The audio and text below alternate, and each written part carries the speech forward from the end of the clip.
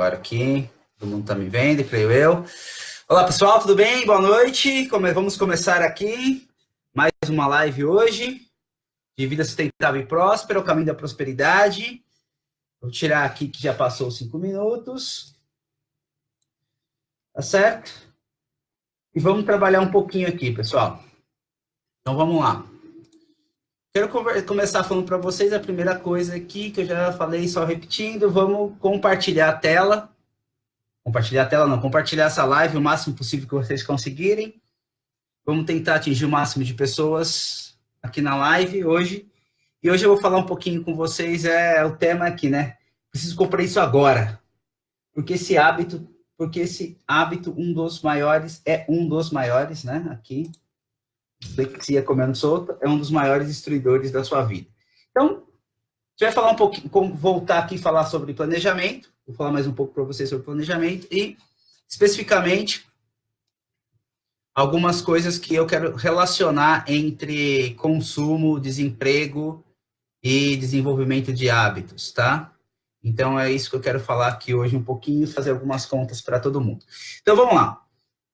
Para a gente começar aqui, falando de compras e tudo mais, o que muitas vezes pega muita gente em se tornar um inadimplente, ou seja, entrar em dívidas e aí se enrolar, começar a usar cartão de crédito desenfreadamente, entrar em cheque especial, aí começa a fazer empréstimos atrás de empréstimos, e isso vai deteriorando a vida da pessoa cada vez mais, né? Ela vai se tornando... É só água, viu, gente? Só água. A água faz bem. A água faz bem. Aí o que acontece? Em geral, a pessoa acaba sendo pega pelo desemprego em determinado momento, e aí a inadimplência acaba consumindo a pessoa ainda mais, né? Então, tem dois problemas aí atrelados. Um é o desemprego, o outro é a inadimplência.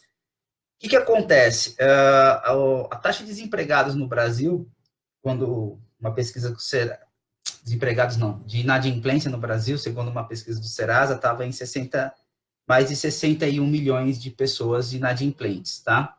Então, assim, devedores, pessoas que estavam devendo. Esse problema acontece muito devido ao desemprego. Então, as duas coisas têm uma correlação aí muito forte. Se aumenta a taxa de desemprego, você vai aumentar a taxa de endividamento das pessoas.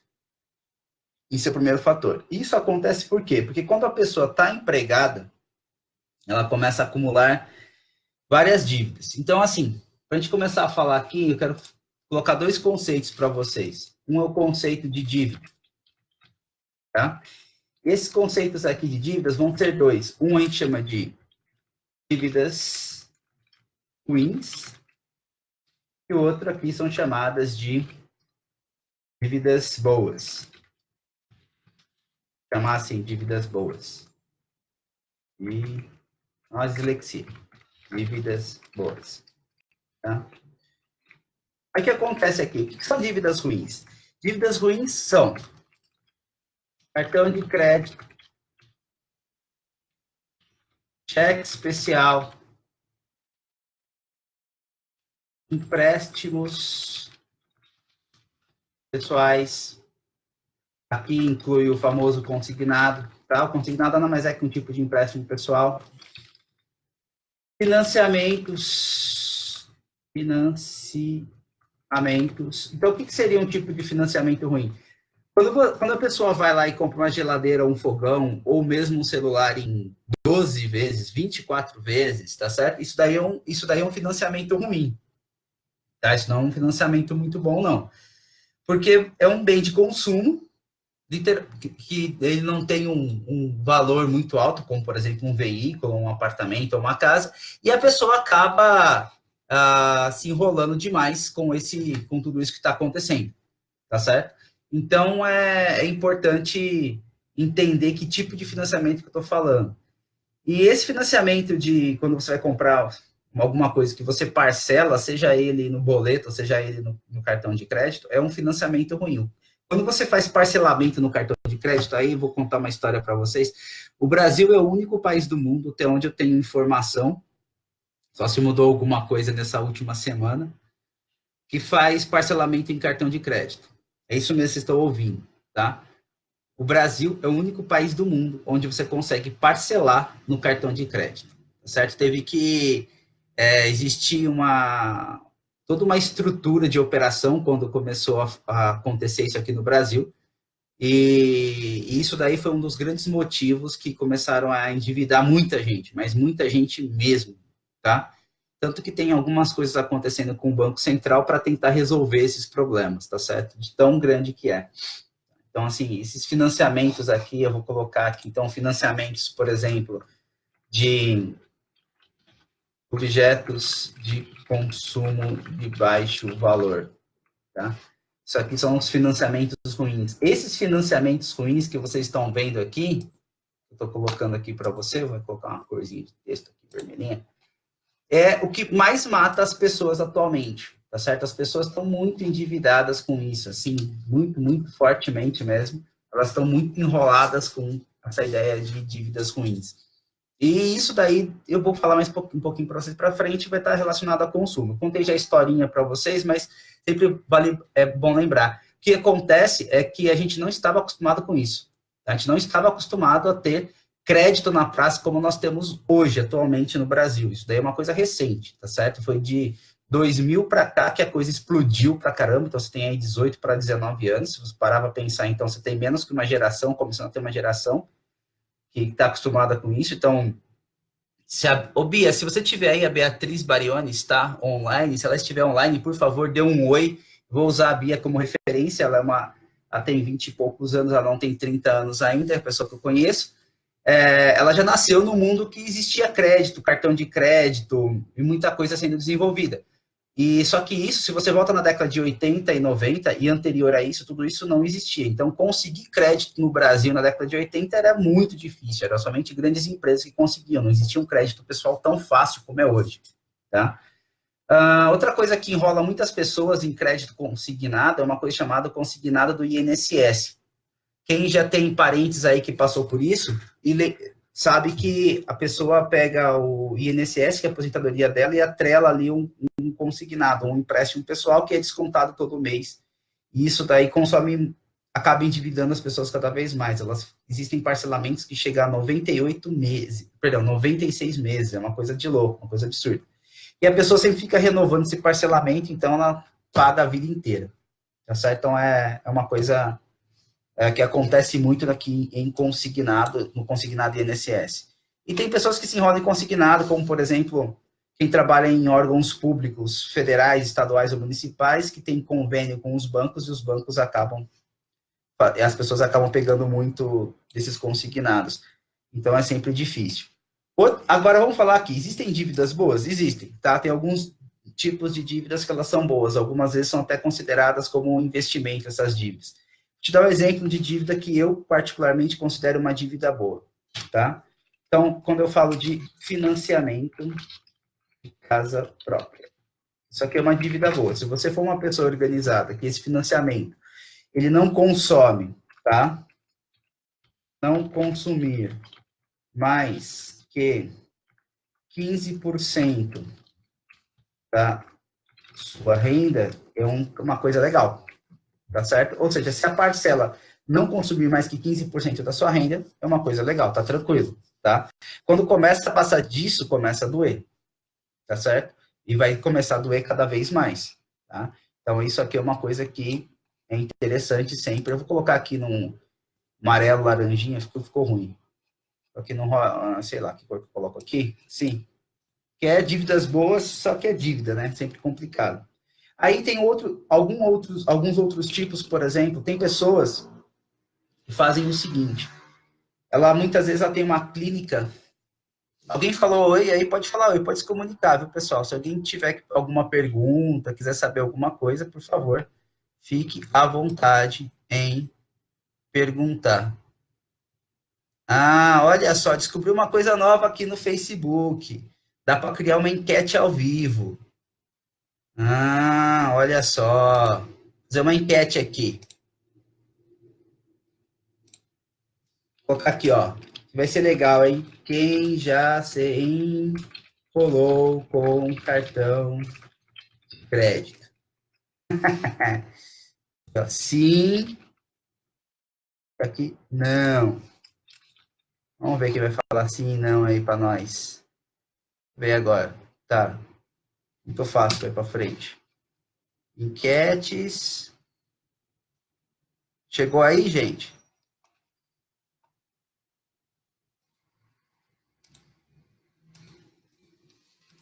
Quem já se enrolou no cartão de crédito? Sim. Não.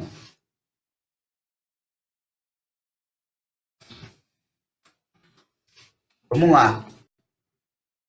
E agora? Como que faz?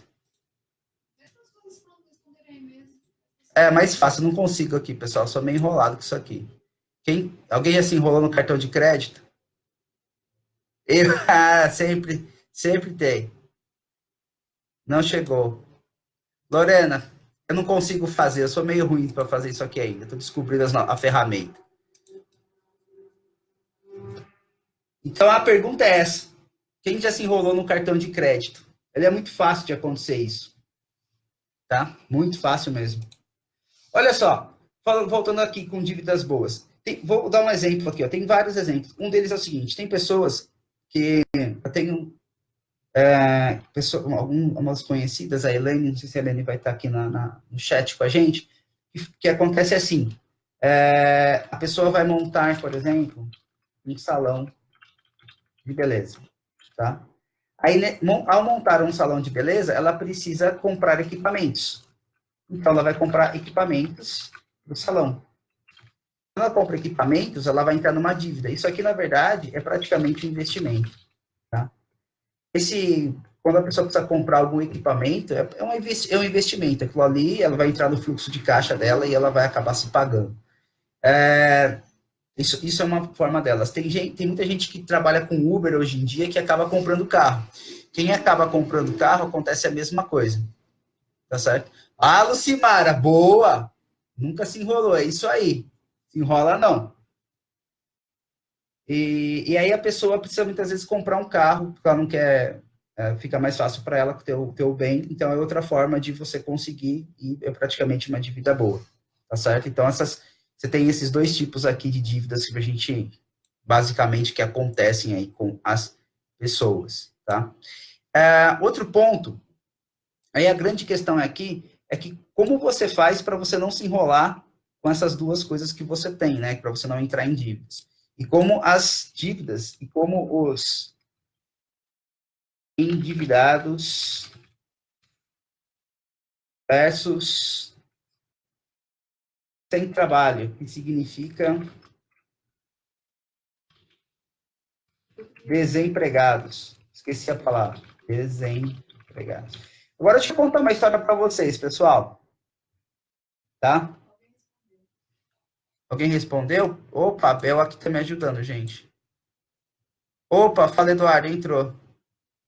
Eu estou enrolada, não consigo me organizar. Ah, vai seguindo isso aqui. Segue comigo, vem comigo, Lorena. Chega mais aqui. Vou contar essa história aqui para vocês, aí eu vou começar a falar sobre organização. Tem outra uma live anterior aí, chegamos a 6 pessoas. Uhul! É isso aí, galera. Primeira vez. Compartilha aí. Se cada um de vocês compartilharem e entrarem mais 6, vamos para 12. É a primeira vez que chegamos a 6, sempre ficávamos em 5. Então, compartilhem aí que cada um que compartilhar, conseguir mais um pelo menos, a gente já chega a 12. Já é legal. Já é legal. Então, vamos lá. O que acontece entre endividados e aqui você tem os nossos desempregados? Acontece o seguinte, pessoal. Quanto maior for a taxa de desemprego, você aumenta a taxa de desemprego, automaticamente você aumenta os endividados. É isso que você vai acontecer. Você vai aumentar um, automaticamente o outro vai aumentar também. Tá? E aí essa parte que parece um pouco óbvia, ela acontece da seguinte forma. Presta atenção aqui. Um detalhe que é quem são os endividados, como que é feita essa medida no Brasil. Essa medida é feita assim, ó. O desempregado é aquele que é medido como uma pessoa que está procurando emprego e não encontra, tá certo? Então, assim, tem uma pessoa que ela foi desligada do serviço dela, foi mandada embora por qualquer motivo, e ela começa a procurar emprego novamente. Essa pessoa é uma desempregada, tá claro? Tá bom. Só que aí não conta as pessoas que pararam de procurar emprego. Então, o que eu estou querendo dizer é o seguinte: se você pegar pessoas que, opa, chegamos a 7 pessoas, cada um compartilhar chega a 14. Vamos lá, força na peruca, pessoal, ajuda nós. Aí o que acontece? Dentro dos, então, os desempregados são apenas aqueles que estão procurando emprego. Raciocina comigo. As pessoas que perderam emprego, que ficaram procurando emprego durante um tempo e que pararam de procurar emprego, ela não entra mais nessa estatística. Essas pessoas são consideradas desesperançosas, ou seja, elas não têm mais esperança de conseguir emprego. Então assim, elas estão desempregadas, só que elas não estão nessa taxa. Então, perceba que muitas vezes, quando você observa a taxa de desempregados no Brasil, e muitas vezes fala, a taxa de desempregado caiu, tal, não é necessariamente que o emprego aumentou, mas é que muitas pessoas pararam de procurar, tá bom? Então, por isso que muita gente hoje tá conseguindo, tá procurando, digamos assim, tá começando a se tornar empreendedor. E que é bom também, tá? Eu acho que você movimenta muito mais a economia você sendo um empreendedor, um comerciante. Na minha época, a gente chamava de comerciante, eu acho muito mais legal ser comerciante. As pessoas são comerciantes, as pessoas vendem produtos ou serviços, seja um produto que ela achar interessante ou um serviço que ela sabe fazer, tanto faz, tá certo? Então, assim, essa taxa de desemprego ela é muito séria, porque parece que você está falando de algo que é real, só que tem muita gente de fora aí que já parou de procurar emprego. E aí o que acontece? Por que essas taxas aqui aumentam? Porque agora que vai entrar na pergunta aqui da... Ah, a Lucimara está falando que não tem cartão de crédito. Muita gente não tem, Lucimara, é muito comum. Muito comum as pessoas não terem cartão de crédito. É uma coisa que está começando, cada vez mais as pessoas estão tendo, só que tem que aprender a utilizar. Eu costumo falar assim que cartão de crédito é que nem carro. Quem não sabe dirigir carro acaba fazendo bobagem, né? Bate o carro, machuca as pessoas, cartão de crédito é a mesma coisa. Você tem que aprender a utilizar o cartão para você trabalhar com ele. Você tem que aprender a utilizar empréstimos para você fazer empréstimo, entendeu? É como fazer, eu vou fazer um outro comparativo aqui, que nem quem quer investir. Quem quer investir em bolsa de valores, por exemplo, quem quer, vou comprar ações e tal. Na bolsa de valores existem dois tipos, você pode ser duas pessoas diferentes. Você pode ser um investidor realmente comprando ações a longo prazo e vai comprando como se fosse uma poupança, só que rende muito mais, evidentemente, né? E só que tem pessoas que querem ficar comprando e vendendo ações lá dentro. Aí a pessoa nunca viu isso, não sabe como fazer, vai perder um monte de dinheiro, que é comum. Tá? Então, é a mesma coisa, que tudo tem que se aprender, você tem que se educar, você tem que ter conhecimento sobre o assunto para você conseguir fazer alguma coisa, tá? E, pessoal, nossa taxa caiu lá. Compartilhem aí, vamos chegar a 10 pessoas. Aí, olha só, o que acontece? Essa taxa de desemprego aumenta, e quando a pessoa fica desempregada, ela começa a dever porque ela não tem uma coisa chamada... Vem comigo agora, Lorena. A pessoa não tem uma coisa chamada fundo de reserva emergencial. Emergencial. Eu vou chamar assim, tá? Então, vamos colocar algumas coisas aqui. Vamos colocar fatores para você não se endividar. Aqui que vai estar o seu jogo. Tá certo? No futuro, pessoal, eu vou aprender a mexer com uma ferramenta que atrela junto com o YouTube, e eu vou começar a transmitir ao vivo pelo YouTube para todo mundo. Eu tentei fazer isso hoje, só que eu não consegui. Eu não tenho muita habilidade com o famoso YouTube ainda, mas eu vou chegar lá. Então, olha só, o que é o fundo de reserva emergencial? O fundo de reserva emergencial, ele é um valor, só que é um valor para socorrer em crises, tá certo? Então, o que é um valor para te socorrer em crise? Você perdeu o emprego, você tem todas as suas contas da casa, tem seus financiamentos feitos, tem um monte de coisa, tá certo? E aí, se você perde o emprego, você está zerado, você literalmente se enrolou, né? Você enrolou tudo. Então, como que você faz? A primeira coisa, ou se você é um comerciante, tá? Um empreendedor, você vende alguma coisa, ou se você, tanto serviço quanto produto, se você não tiver uma reserva, um colchão que te supra em períodos de crise, você quebra, né? Então, como que você faz para resolver esse problema? Você faz o fundo de reserva, que é um valor para te socorrer em épocas de crise. Qual que é um valor interessante para você ter nesse fundo de reserva? Tá? Eu gosto. Agora, como a live é minha, esse espaço é meu, eu vou falar aquilo que eu faço e aquilo que funciona muito bem para mim, de um monte de coisa que eu li e que eu concatenei, que funciona bem, que vai te dar um colchão bem legal, que você vai ficar bem respaldado. É o seguinte: juntar 12 vezes os seus custos de vida mais 10%. Tá? É assim que você começa a resolver a sua vida. Então, o que eu estou querendo aqui explicar para vocês? Estou querendo explicar o seguinte, vou te dar um exemplo aqui. Ó. Vamos a um exemplo. O exemplo é assim, vamos supor, eu pego uma pessoa, ou uma família, vou colocar família, pessoas, pode escolher, tá? Família, tá? Ó, verdade aqui. Família ou pessoa, tá? Tem um custo com custo mensal de vou colocar aqui, 1.800 reais. Tá certo? É isso que a pessoa tem. Aqui, juntar 12 vezes o seu custo de vida mais 10% relativo a um ano, tá, pessoal? Esqueci de colocar aqui o prazo, tem sempre... Gente, no final das contas é muito simples fazer algumas coisas, tá? Principalmente na área financeira. Você tem que levar um dos fatores que você sempre leva em consideração é o fator tempo. Então, aqui você tem R$ 1.800 mensais. R$ 1.800 mensais, nós vamos falar aqui de, vou fazer uma conta rápida, 1.800 vezes 12 vezes 1,1, que é mais 10%, R$ 23.760. Então, é 1.800 vezes 12, tá certo? Vezes 1,1, que é esse cara aqui, 1 por 10%. Então, R$ 23.760. Então, aqui, o fundo de reserva deve ter R$ 23.760. Esse fundo ele vai fazer o quê? Ele vai sustentar a pessoa em um ano,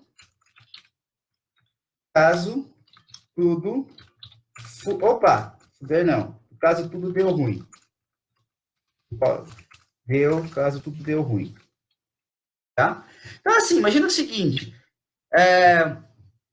e cai um monte de gente. O que acontece, pessoal? Tem pergunta aí, Bel?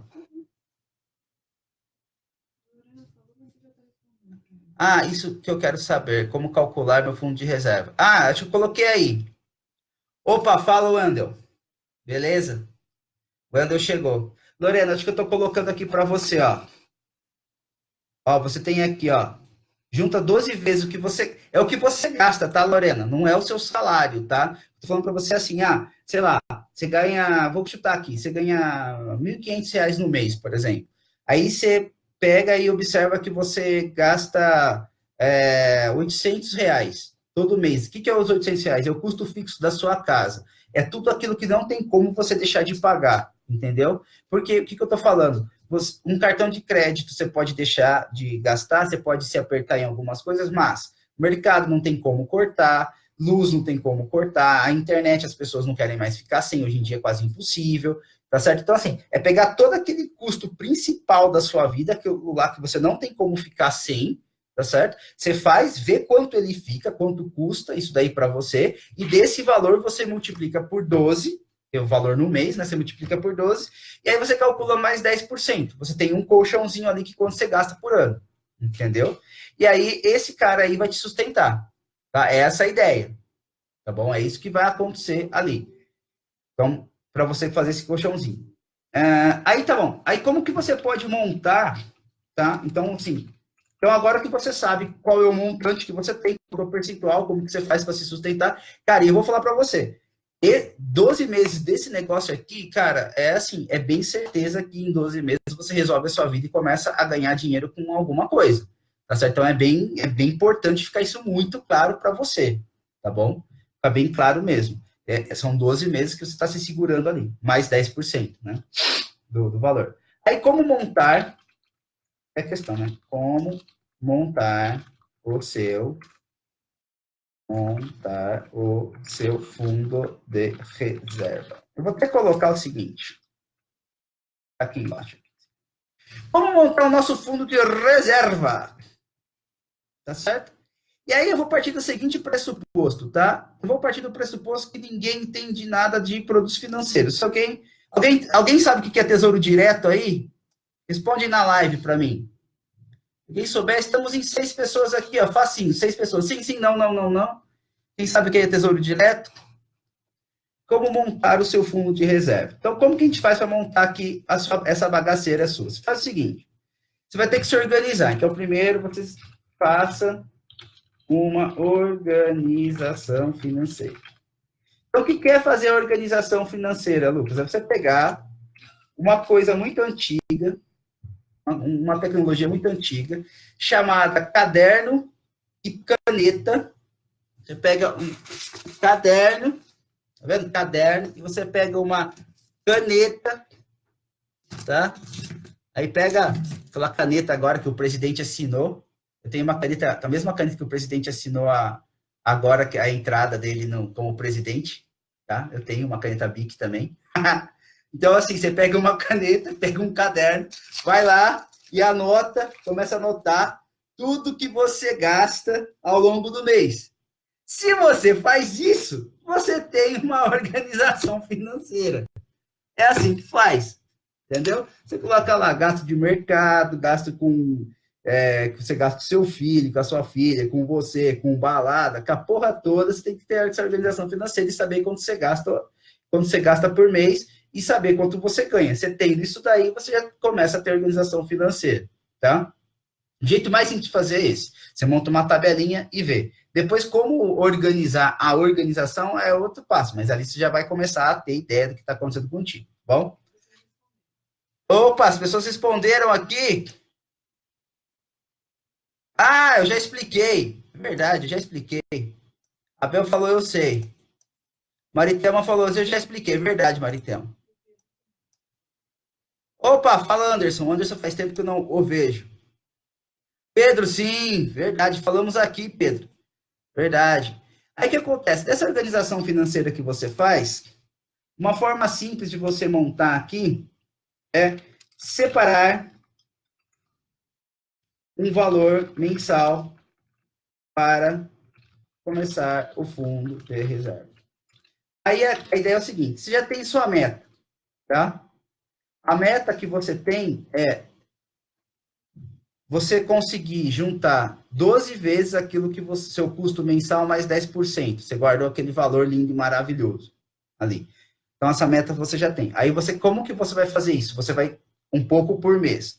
Aí, esse pouco por mês vai depender do quanto você ganha. O interessante é você ter uma coisa bem legal. Faz assim, ó. 15, no mínimo, 15% do seu salário para o fundo de reserva. Tá? Porque se você fizer isso, rapidinho você resolve o problema. No mínimo 15% do seu salário para o fundo de reserva por mês. Tá certo? Então aí, vamos supor aí, você pega uma pessoa que ganhe R$2.000 por mês, tá? 2.000, tá, reais mês. Você pega aqui, ó, pega uma pessoa que ganha R$2.000 mês. Tá falando de 15%, então 15%. de 2.000, isso aqui vai ser igual, você tem 10, 300 reais, né? Então, 2.000 vezes 0,15 é o famoso 300 reais, tá certo? Vai cair 300 reais por mês. Por mês. Se você pegar aqui, essa pessoa, que ela tenha um custo de vida de R$ 1.000, certo? Então, ela vai precisará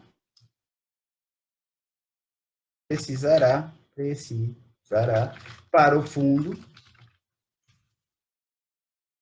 de reserva, ela vai precisar de 1.000 vezes 12 mais 10% de 1.000 vezes 12. Ó, essa aqui é a matemática, viu, seus? Todo mundo aí. Isso aqui é a matemática que faz, tá? Assim, ó, você pega lá 1.000 vezes 12, multiplica por 1,1, 13.000 é R$ 200. Então, ela vai precisar de 13.200 reais para o fundo de reserva. Tá? Como ela tem R$ 300 no mês, então, já falava nosso amigo Mussum, então, nós teremos aqui 1.300 dividido por R$ 300, 41 meses. Então, você tem aí 41 meses. Você fala, caraca, 41 meses juntando isso. Tem como ser mais rápido? Tem sim. Modos de ser mais rápido. O primeiro e o óbvio, qual que é? Junte mais que 15% do seu salário. Primeiro ponto. O segundo ponto, você tem. Então, se você juntar mais, né, você consegue. Segundo ponto, junte o 13º salário e junte 1/3 de férias. Isso vai ajudar. Outro ponto. Não, sim, né? Onde você vai juntar isso? Evidentemente, você vai colocar na poupança, né? Esse valor vai ser colocado na poupança. Pensando aqui, poupança. Agora, se você quer melhorar, então, coloque em aplicações que rendam mais. Exemplos. Você tem. Né, vou botar aqui. Exemplos. Tesouro Direto Selic. Por que o Lucas fica falando nessa porcaria assim? Porque é o mais fácil que tem, galera. Para quem não sabe nada, é o mais fácil que tem. Tá? Tesouro Direto Selic aqui, ó, é o cara que vai resolver. Ele é mais fácil que tem. Você vai lá, abre uma conta numa corretora e começa a aplicar. É fácil, simples, não dói em ninguém. Tá bom? Se alguém tiver alguma dúvida, já pergunta. Por favor. Outra forma que você tem, se você está... gente, é o seguinte, ó, não é para fazer essas coisas no banco que você tá. Eu estou num banco lá. Não vem com essa história de usar banco para fazer isso, tá? É a maior loucura, é burrice pra caramba. O banco cobra taxa, você está enrolado. Não faz isso. Não usa banco. Tá? Abre conta em corretora. A maioria das corretoras hoje que eu conheço, eu posso começar a citar aqui umas 5 pelo menos, todas elas não cobram taxa de tesouro para investir em tesouro direto. Então, você não vai pagar taxa para corretora de nada. Você coloca o dinheiro lá, opera, fica feliz, tá certo? E pronto. Tá? E uma notícia boa é o seguinte, a taxa da Bovespa, que ela cobrava 0,3% ao ano de taxa de custódia, caiu. Foi para 0,20% ou 0,15% ao ano agora. Tá mais barato para fazer aplicação em tesouro direto. Então, melhor. Aí, outra coisa que você pode fazer é comprar um CDB. Porque você também não vai comprar CDB no banco que você está. Tem que pagar pouco. Entra na corretora, tem um monte de CDB lá, investe nisso daí. CDB com liquidez, isso aqui é importante, diária. Certo? Liquidez diária. tá certo? Porque senão você atravanca o seu dinheiro durante muito tempo. Tá? Ele pode render um pouquinho mais, ele vai render mais que a poupança, evidente, qualquer coisa rende mais que a poupança, vender, se comprar uma caixinha de cerveja e vender na rua, você vai render mais que a poupança, tem evidentemente disso, tá certo? Então, assim, fica esperto com isso, tá? Tem uma coisa muito legal chamada fundos imobiliários, também é bem interessante para fazer um fundo de reserva, porque você pode comprar e vender ele rápido. A vantagem do fundo de fundos imobiliários é que eles pagam todo mês uma graninha para você. Né? Fundo imobiliário é como se você comprasse, imagina assim, tem alguém compra, sei lá, você se junta com mais 5 ou 6 pessoas, ou 10, vou colocar 10 que o número é fácil, vocês resolvem comprar uma casa para alugar, vocês 10, tá? Aí vocês compram aquela casa para alugar e vocês alugam a casa, vou colocar aí por R$1.000 por mês. Aí cada um de vocês recebe R$100 de aluguel. Fundo imobiliário é isso, você compra uma cota do fundo e passa a receber todo mês um valor, tá certo? Como se fosse um aluguel que você está recebendo ali. É bem bacana, vale bem a pena, compensa muito isso daí. Deixa eu ver aqui. Tá certo? Eu acho que para iniciar, é aqui, tá? Você pode colocar em... tá bom. E tá bom. Tem outras coisas, mas eu acho que tem que começar a ter mais conhecimento. Esse daqui tá bom que vai render mais para você, eu acho que já vai valer bem mais a pena. Outra coisa que você pode fazer para juntar mais rápido o seu fundo de reserva é conseguir uma renda extra. Cara, como que eu faço para conseguir uma renda extra, Lucas? Conseguir renda extra, você pode trabalhar de várias formas. Vou contar aqui uma para você. Você pode, estou falando sério, se você tem muita gente que eu conheço, a Bel aqui, minha esposa, fez uma época isso daí, vende pra caramba essas coisas, tá certo? Depois ela foi para outros projetos, ela saiu disso.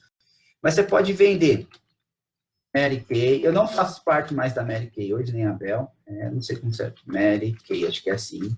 Se alguém tiver errado, me escreve aí que eu escrevo certo. Pode vender Mary Kay, Avon, Natura, enfim. Tá? Você pode... Outra coisa que dá para fazer, que, cara, eu já vi muita gente ganhar dinheiro com isso. E vende muito, assim, já vi até colegas no trabalho fazerem isso.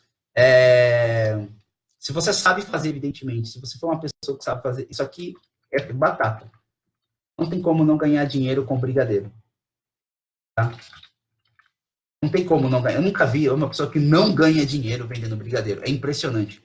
É uma coisa de louco, assim. O cara faz uma caixinha de brigadeiro e sai vendendo, ele vende tudo. Ele vende tudo. O negócio é de maluco. Eu fico doido de ver. Eu sempre fico impressionado, assim. Caraca, o cara vendeu tudo rapidinho. Vende tudo rapidinho. É uma coisa que vende bastante, que o pessoal gosta, quem sabe fazer. Isso é bem feito. Eu já tive colega que vendia isso daí no trabalho, lá numa outra instituição financeira que ele trabalhava comigo. Ele ganhava um bom dinheiro com isso daí, era bem legal. Ele vendia pão de mel. É um negócio que vende pra caramba. E uma coisa que o pessoal gosta pra caramba também é palha italiana, para quem sabe fazer. Galera, quem conseguir... Vou até colocar aqui, ó. Vá vender. Tá? Já vai vender. Tá certo? Outra coisa que você pode fazer para você conseguir uma renda extra, que é bem legal. Eu acho que funciona. E funcionou para mim já. Eu queria comprar uma coisa aqui para casa, acabei me desfazendo de outra. Vender coisas que estão empacadas na sua casa. É isso aí, pessoal. Tô falando sério. Essas dicas idiotas aqui, cara, faz. Tô falando sério. Se você tá numa cidade maior, coloca no OLX, arregaça no OLX as coisas todas, vende pra caramba isso daí. Ainda mais computador que você não usa mais, televisão, celular que você não usa mais, as pessoas fazem assim, ó, vendem pra caramba. Em cada cidade deve existir um grupo de Facebook ou de WhatsApp, hoje em dia mais WhatsApp, que vendem coisas pela internet. Tá? Então, assim, fazem vendas e trocas e tudo mais. Aproveitando aqui, falando em WhatsApp que eu lembrei, tem um link nosso aqui, ó, que eu tô deixando na descrição do vídeo, para entrar direto no grupo do WhatsApp aqui nosso, tá? Para vocês serem avisados das coisas que estão acontecendo. Eu estou publicando vários vídeos no YouTube, tá certo? É no mínimo 3 vídeos por semana, tá? Esse é o mínimo que eu estou fazendo. Tem semanas que sai mais, semanas que sai menos, falando sobre as coisas. Tem o nosso blog, tá certo? E eu vou começar a fazer uma coisa bem bacana que eu tô querendo fazer. Eu já fiz um, já mandei pro grupo do WhatsApp já, tá certo? Vão ser podcasts. É bem legal, já tava pensando aqui, vai ser da hora. Da hora. Aqui, ó, pão de mel, aqui, ó. Aqui, ó. Ó, o Pedro falou pão de mel. É verdade, Pedro, pão de mel. O que é a Macá Paris? Ô, Maritelma, conta pra mim. Eu não conheço. A Ma... É a Macá Paris. Ah, outra coisa que dá para vender. Não sei não, sei, eu não conheço. Ah, é perfume? Oh, da hora. Tá vendo? É tudo coisa que você faz para fazer uma renda extra. Só que daí, galera, é o seguinte, tem que ter inteligência, tá? Não vai pegar o dinheiro que você faz a renda extra e sair consumindo e destruindo o dinheiro, vai fazer um monte de coisa. Não. Coloca a sua meta lá, faz a sua conta direitinho. Porra, eu gasto tanto por mês, eu tenho que multiplicar por 12, mais 10%, eu tenho que chegar no meu fundo de reserva, isso feito, ficou legal, bacana. Aí você vai atrás de conseguir uma renda extra e todo o dinheiro que entrar para você ali, você coloca naquela renda extra. Coloca nesse fundo de reserva. É importante, pessoal. É o primeiro passo. É o passo inicial. Esse aqui é o passo 1 para você conseguir resolver problemas. Se você não faz esse passo 1, onde que você consegue fazer isso direitinho, então você já se enrolou para caramba. Tá? Então, assim, eu sei que é o passo 1. Então, vamos lá. Vamos falar aqui. Cadê o meu negócio aqui? Aqui. Vamos falar agora do passo 2, que você precisa ter. Então, tem o fundo de reserva emergencial. Ah, claro. Uma coisa importante aqui. Deixa eu voltar para cá. Eu vou chamar aqui 2.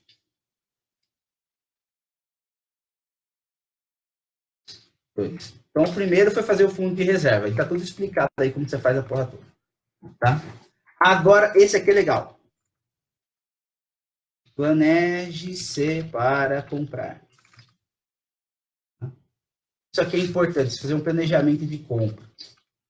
Para um planejamento de compra, pessoal, é você planejar aquilo que você quer comprar. De roupa, sapato e até supermercado, tá? Então, aqui, o que eu estou querendo dizer para vocês é o seguinte. Quando você for comprar algo, faça pesquisa de preço sistemática e organizada.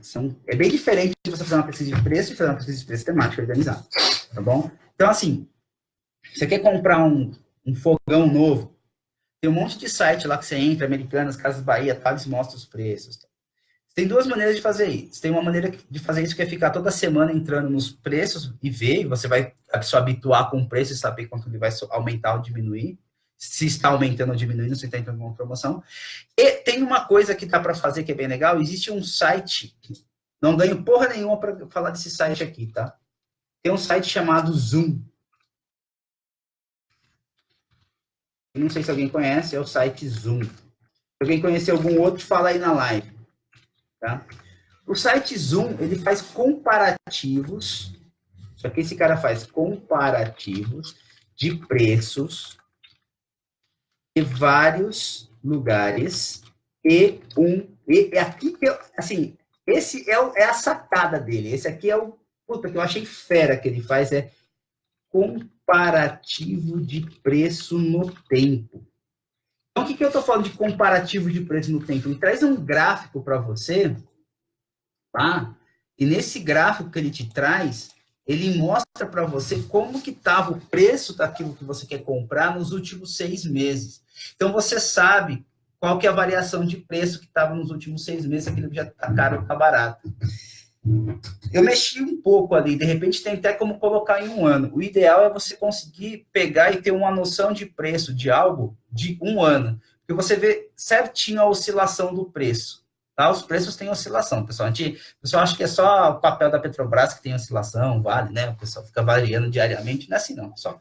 Tudo varia de preço, tá? Varia para mais e para menos. Quem vai ao supermercado sabe disso. Ah, não, o preço está sempre aumentando. Não necessariamente. Pode observar que tem muitas vezes tem preço de determinadas coisas que caem, tá? Então, é bem importante ter isso daí como em mente. Então, esse planeje para comprar é importante. Então, quando eu falo planejar para comprar, então, o primeiro ponto é você fazer essa pesquisa de preço sistemática organizada, tá? Aí você faz, entra.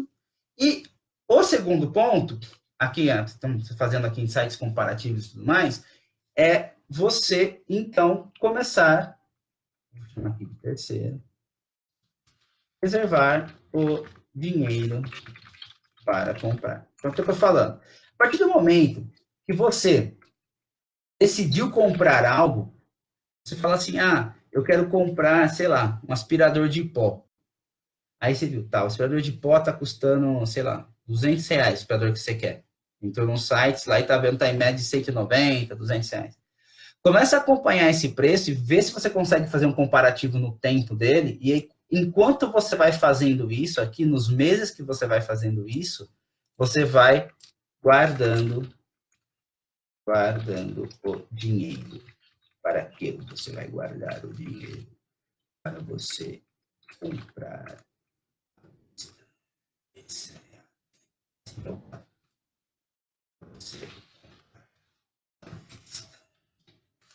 Claro, da minha voz. Essa é a questão, pessoal. Aqui, quando você compra à vista, é mais barato, tá? Se for comprar à vista, a coisa vai ser mais barata mesmo, tá certo? Principalmente se você for levar em dinheiro, você consegue negociar.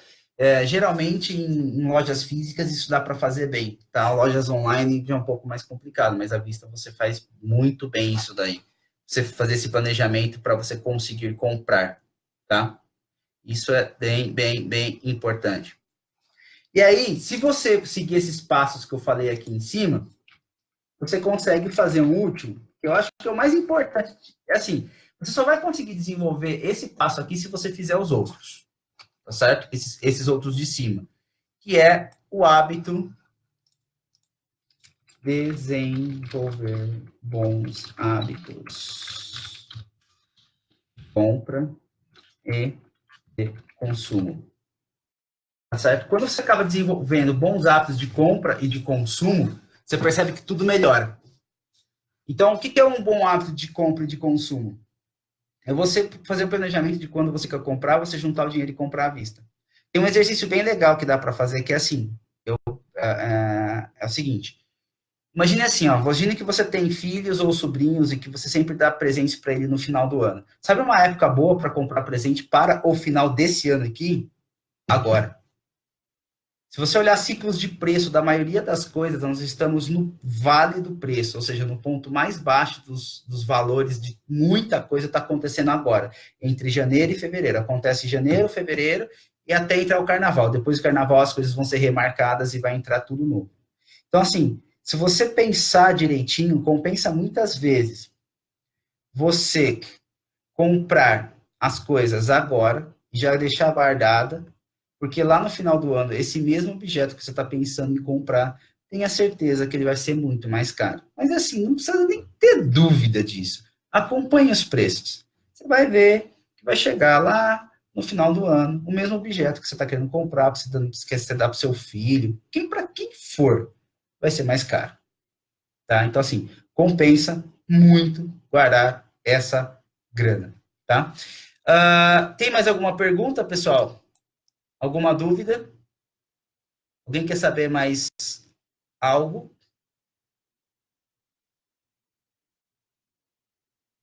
Não? Sim? Não? Talvez? Então vamos encerrar por aqui a de hoje. Entre no grupo do WhatsApp, pessoal, para vocês serem avisados que está acontecendo e a gente avisar vocês com antecedência. Tá? Tem duas maneiras para você fazer, para você ser avisado. Você tem o grupo do WhatsApp ali e depois você tem também um link para inscrição nas lives. Das duas maneiras você chega no mesmo lugar. Tá certo? Fiquem à vontade para se inscreverem e trabalharmos juntos. Tá bom? Precisando de alguma coisa, tiverem alguma dúvida, precisando saber como que você faz para se organizar financeiramente, ou se você quer saber como você faz para melhorar e saindo das dívidas, vamos conversar aqui, tá? No Vida Sustentável e Próspera, que é uma escola para isso. Tá certo, pessoal? Então, até a próxima semana. Fui!